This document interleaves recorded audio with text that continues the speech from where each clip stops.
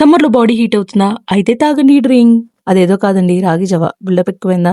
సర్లే గానీ ప్రాసెస్లోకి వెళ్దామా? ఫస్ట్ అయితే ఒక బౌల్ తీసుకొని దాంట్లో 3 స్పూన్స్ ఆఫ్ రాగి ఫ్లోర్ వేసి దాంట్లో కొంచెం సాల్ట్ వేసి ఒక గ్లాస్ వాటర్ పోసి బాగా ఉండలు లేకుండా కలిపేయాలి.